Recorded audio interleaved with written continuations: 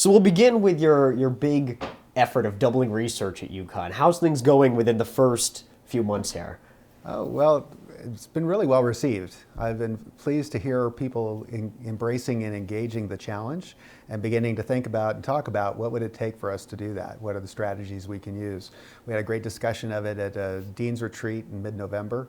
And the deans are thinking about how to do that at each of their schools. And we have a fantastic VPR, Radenka Merrick, and she's leading a faculty working group that's thinking about what are the investments we have to make in order to achieve that goal. And we have an announcement coming out very soon as we get approval from the federal government to change our fringe rate for our faculty so that we can lower the fringe rate to allow them to compete for federal grants on a level playing field with our peers. Right now our fringe rate is artificially quite a bit higher than all the other universities we compete with. And I think that'll be a big boost both in morale and in real substance to our research program. So that's our first investment we'll be making. HartfordBusiness.com said that UConn can give its northern neighbor, MIT, a run for its money when it comes to midwifing new, innovative companies born on campus, and said that UConn can be the East Coast answer to the Silicon Valley adjacent Stanford. Can UConn compete with MIT and Stanford? Well, we do go toe-to-toe and compete for faculty, and we do compete for venture funding. And so we're not going to win all of those competitions, but we're going to win our share, and that's how we're going to move upward in the research rankings, absolutely, and in terms of generating spin-outs. And we already do fairly well, in terms of punching at our weight class. In terms of number of startup companies we have per $1 million of research funding. We're right on par with MIT and Stanford, but we're not at that level in terms of the number of dollars of research funding we have. But with what we do with it, we do compete on par in the statistics. What about working with government officials in Connecticut, like Governor Lamont, and keeping graduates in the state of Connecticut? Does UConn have a responsibility to do that to the state? Well, yeah, as a state public flagship university, our role includes meeting the education and workforce needs of the state, and partnering with the government, partnering with industries to identify what are the areas of greatest need, and then refocusing our efforts on those priorities. And that's what we're doing. We're also doing that in partnership with other schools across the state. That's part of what I see as our role as a flagship, is not just to train students ourselves, but to be a leader and coordinate the efforts of the state colleges, even community colleges and high schools, to do a kind of whole workforce development that no single university can do or single college can do, but working together we can to meet the needs of the state. What other schools are you working with? So all of the state colleges, the community colleges, there's a workforce development council that the governor has created, and we're working through that vehicle to do coordinated workforce education that meets the need of the state. Your second big initiative, the Connecticut Commitment, yeah, and all that. You said more need-based scholarships will be accompanying the big initiative. Does UConn need more students, or do UConn students need a break? I think that we need to be more affordable to the students who deserve to come here, and make sure that they can afford to come here, that they know that we want them to come here. And so there's a kind of multiple purpose to this Connecticut Commitment. One is to sharpen the message and make a clear signal that, sometimes the financial aid rules can be so complex that students don't realize how committed we are to having them come here and to be affordable. And so by setting a simple threshold of $50,000 of annual income per family, and with typical assets, that a student who is admitted to UConn would come without any charge for tuition. And so that's a nice, clean, clear message, which we hope will attract more deserving students to apply. Were you expecting the pushback from Senator Fasano and others, or? No, I wasn't really. So you kind of ask yourself, gee, what's not to love about this plan? We're talking about making it more affordable, and we're also talking about the source of funding would be new money that comes from generous donors who would be inspired by the mission that this serves. And so far, that's what we're seeing. seeing a good response from our donors who are excited about what this means for transforming the mission of a great public university. I was going to ask, how do you get more of those generous donors? Yeah. They're already coming in because of the initiative? Yeah, we actually had one corporate leader come and contact us after the announcement and said, we have a multi-year pledge to you, and we weren't due to come back and give you any more for another 3 or 4 years, but we were so inspired by this program, we'd like to give something just to that program in addition to what we've already committed. So we're working with that company now to roll that out, so that's in process. Do you consider that to be your biggest achievement so far, the Connecticut commitment? Yeah, it's been 4 months, so there's a couple of things that I feel very proud of, and with the support of the board, rolling out Connecticut commitment is one of them. It's a commitment to affordable excellence, and I think it puts us in a group of great universities across the country that are kind of going this way and trying to change the narrative about higher education, that it is in fact affordable and valuable, and it is for you. It's not just for the elite. What are some of the others? Well, I think I'm proud of the conversation we had the other day called the Fishbowl Diversity Dialogue. It was really extraordinary to see the ballroom at the Student Union completely filled and sold out. In fact, we had to turn people away in the end who were thirsty to have conversations about how we feel about race and racism, and how we can create a more open culture for exchange of ideas and for creating the environment and culture that we value and desire. And so I'd say that was a big success, and I'm looking forward to that rolling out to we had some regional campus participation. Some students came from the regional campuses, and those students asked that we replicate that at each of the regionals, and so we're in the process of doing that for next semester. So I think that was a big plus. I think creating the Student Diversity Council, President's Student Diversity Council, and the President's Advisory Council on Climate Change was a big highlight for the first 4 months. So I'm very excited about that group. It's about half students, includes undergrads and grads, and about half faculty and staff. And it's really a group of subject matter experts. So this is not meant to be a sort of representing various groups, but it's meant to be a real working group that is going to be charged with doing creative brainstorming, analysis, critical thinking.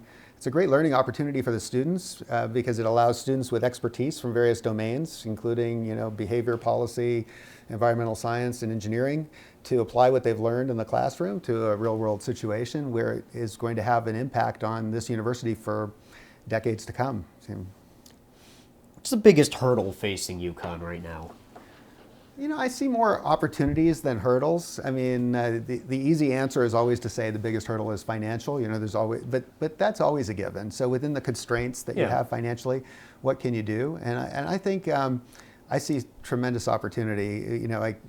One of the reasons I came here is that this has been a very supportive state, and it's made an investment in this university over decades, $5 billion of capital infrastructure, and there's a great opportunity right now to capitalize on that investment, these beautiful buildings, and fill them with even more talented faculty and students and more outstanding programs. And we have a lot in that regard to build on. We have great students and faculty, and we have some nation-leading programs, and we can build on those. And one of the opportunities I see is to lead the country in where liberal arts education goes for the 21st century, which is about rolling out the kinds of life transformative experiences that many of our students get, but rolling it out to every student at a scale of 24,000. And so you asked me what were some of the accomplishments. Through the Provost's office, we've just recently formed a working group that's very diverse in terms of its faculty, its staff, career services people, all interested in this topic of how do we bring life transformative education to every student.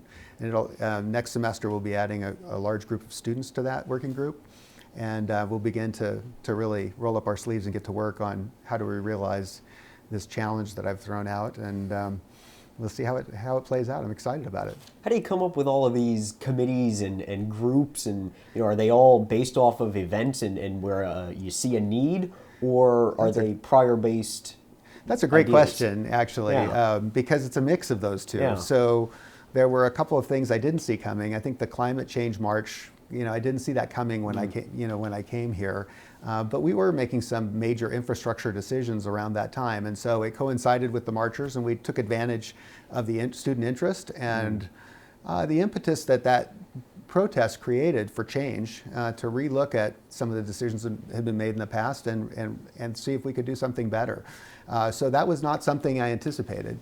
On the other hand, the idea of life transformative education really nucleated, in a national survey that was done and released in about 2015. And that, I and a couple of my colleagues were looking at that survey, and it showed such profound correlations between certain types of learning experiences and later well-being in life and work engagement in life that we asked ourselves, if these correlate that strongly, shouldn't we as educators be more intentional about connecting, about bringing those kinds of experiences to every student?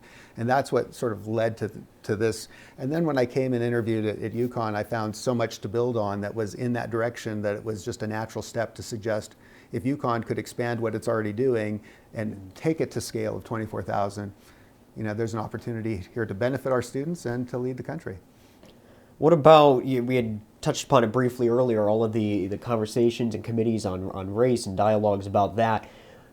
Where does that preparation come from? Because that whole incident kind of came out of the blue, right? Yeah. How do you prepare? How do you react? Yeah. What goes into that? Yeah. So that was a mix of responding and actually planned prioritization. So when I came here and I met with various groups, including the search committees and various constituencies of students, faculty, and staff, I heard their concern for diversity and inclusion. And this was clearly a high priority for this university, and it's one that I shared. And so, I knew that was going to be one of the priorities that I came in with. And then, of course, the events really accelerated that on the schedule. But we had a strategic planning retreat with the deans I mentioned, and there were two main strategic planning agenda items. One was how do we double research, and the other was how do we achieve the environment and culture that we value with respect to diversity and inclusion. And so we spent a lot of time with the deans thinking about what should be our goals, and settled on a couple of high-level goals, one of which was growing the diversity of the faculty, and the other was creating a more open culture for exchange of ideas and discourse, and including uncomfortable conversation. And so those are the two overarching goals the deans decided on, and each dean is now taking that back to their school and beginning to think about what would be the diversity plan and inclusion plan for their school that would further those two objectives. How do you attract more diverse faculty? How does that, one of the things I'm really excited about is we have we bring a really creative and aggressive approach to faculty recruitment here. Some of the things have antecedents here before. Cluster hiring is something that we've done at UConn in the past. We're bringing that back, and the second area is called targeted opportunity hires, and these are the opposite of clusters. Clusters are very strategic. You decide an area where you have strength to build on, and you see great opportunity for continued growth in the academic landscape. And so you focus on those efforts and you hire multiple people in those efforts. You insist that the cluster be diverse, so it gives you a chance to pull a broad pool of people and bring in a diverse and talented faculty. On the opposite end of the spectrum from very strategic is very opportunistic, and that's what the target of opportunity hires are. And you ask the faculty to get together and think about who among their colleagues around the country or around the world they would most like to recruit to be colleagues here at UConn. And we shake the tree a little and see if we can shake any of them loose. And then there's a third category that we're just now working on and proposing for outside funding for, which is called innovation professors. So this would be a cadre of faculty who, in addition to their strong scholarship and academic backgrounds, have a track record of creating valuable intellectual property, applying their scholarship to societally important challenges, translational research, generating startups, new company, new products, turning out students and postdocs who start companies. We're looking for that kind of an innovation faculty member, and and we're trying to take a broader view towards how we promote and select and provide merit increases. So it's within the scope of our existing policies. We have the flexibility to recognize these other indicators of success and things that we value, but we haven't really been intentional about applying that. And that's what this new category would do. So it's quite exciting. We'll see how it goes. I think we'll be one of the first places in the country to do this. A model. Could be. A model. Could be. It would be, one measure of success would be that, 5 years from now, students are asking for more and more classes with those students and want more and more of those kinds of faculty. And people around the country are looking at the intellectual property that's turned out from UConn and seeing the impact it's having on the economy, and are saying, well, look at what Connecticut's doing. Our state should have a program like that. That'd be great. What about, changing gears a little bit, UVA and Duke, what's similar between them and UConn, and what's completely different? What was the learning curve? Yeah, there's a lot of similarities actually between Duke, UVA, and UConn. Particularly when you look at UVA and UConn, both public schools, both have done very well in U.S. News and World Report ranking, and mostly on the backs of the strength of undergraduates and undergraduate completion rates and success rates. And that has driven both of those schools up in the rankings. And they're both similar in the fact that on the research ranking side, they're much further behind their student ranking side. And so each one is trying to move that direction. Similar priorities for diversity hiring, more extreme at UVA. It was, when I was there and when I started there, it was number 55 out of 56 AAU universities in faculty diversity. So it was really needing to ramp up, whereas UConn is more in the middle, but has been kind of stuck in the middle and would like to be a leader. So a lot of the same priorities, actually. And, and the students, I think the thing about the students here that really stands out compared to other places I've been is, there's a really strong sense of community and affinity for the university.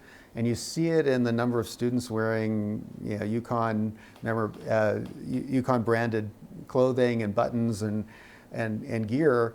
And you see that at other universities, but not to the extent that you see it here. And I think it's a reflection of people have a real love for this place, and that's special. And there's a sense of school spirit and community. I found, particularly among the students, they care tremendously about each other, and they care about the university and the world at large. They care about issues like human rights and social justice, diversity and inclusion in a way that's stronger than other places I've been, I would say. What about connecting with the students yourself? You seem to be real popular. How'd you manage that one? Well, I don't know if I've managed it, but I love the students. And I just heard a quote at a meeting I went to at the Big East last week. What was the quote? It was something like, the students don't care about what you know till they know you care. And I really do care about our students. And I'm really wowed by how much they care about each other. My first meetings with the undergraduate student government, and I just had another one at 9 o'clock this morning, actually. But my first meeting when I was named as the next president, I asked them what was on their minds, and the first thing they wanted to talk about was, increasing the support services for branchfers and transfers from the regional campuses, because they saw their friends struggling. And I said, well, who of you among you are branchfers and transfers? And I looked around the room, not one of them. So they weren't advocating for themselves. They were concerned about what they saw in their peers, and they cared about them and wanted them to succeed. I was so wowed by that. And then one of the later questions was, can you get us into the Big East? So that one turned out pretty well too. you know, I love interacting with students. I find it really valuable. It is, you know, the student government leaders are wonderful. I learn as much from them as they learn from me, I think. And they have insights and perspectives on how to make this place better that we as an administration just don't have. And, you know, ideas we talked about today in terms of rec center policies and student advising and things like that, that I, you know, just wouldn't have the insight if you weren't a student experiencing them. So there were some issues there. These are not high level, but, Right. But at the same time, it's helpful for me to give that feedback to the leaders in this area so that we can improve the service and the experience. And really, it's about the experience. We want students to have a Nordstrom type of customer service experience at the rec center, and that's clearly something we need to work on a little bit. What about social media? You got a great presence there. Yeah,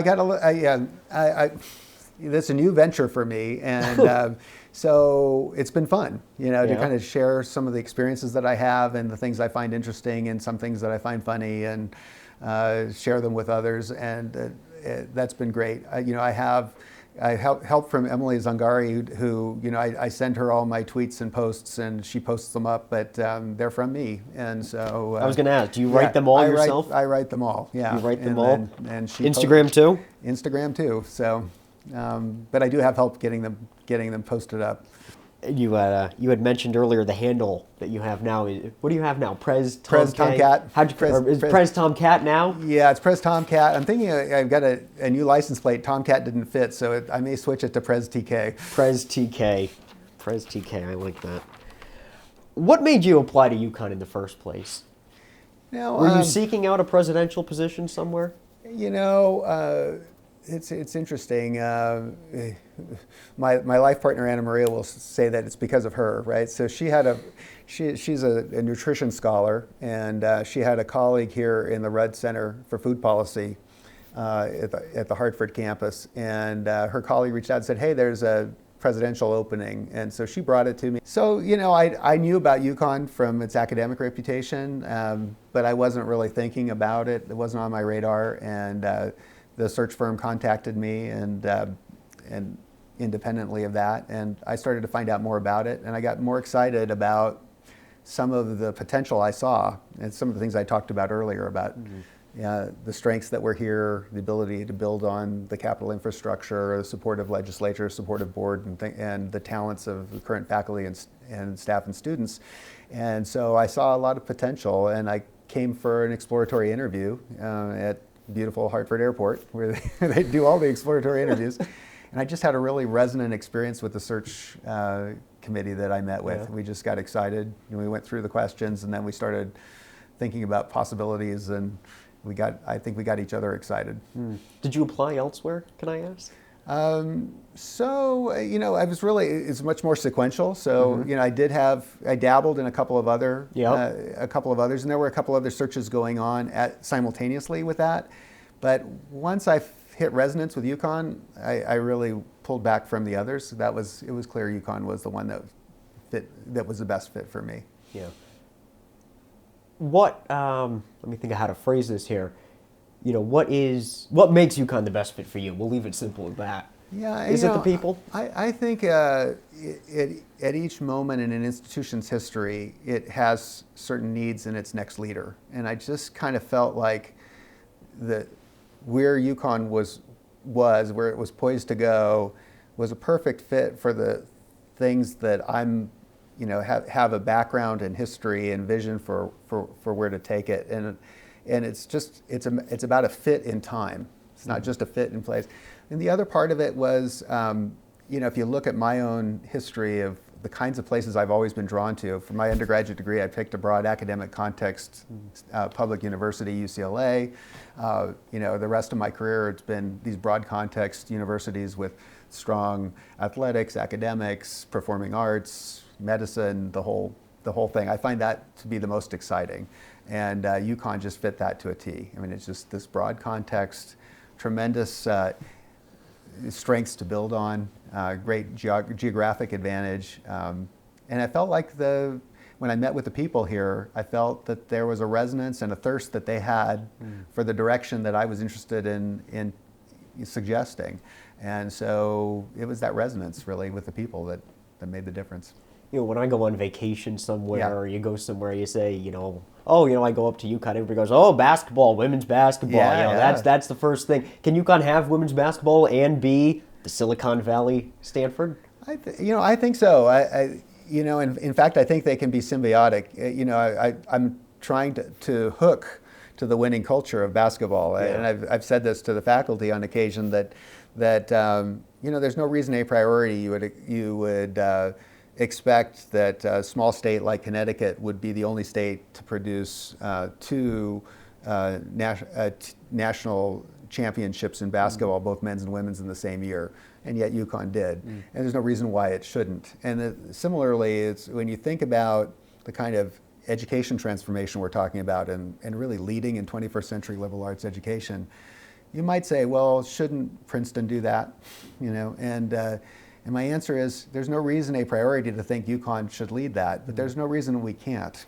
And I think all the ingredients are here, and it's up to us. I think there's a great opportunity for us to be the national champions, if you will, in the education arena as well. And similarly, with regard to competing with MIT and innovation and entrepreneurship, we have some strong programs, some supportive donors like the Peter Wirth, who's created the Wirth Institute. And we're bringing some original ideas like these innovation professors, which is different than what MIT is doing. So we're making different bets, and we could leapfrog in some ways.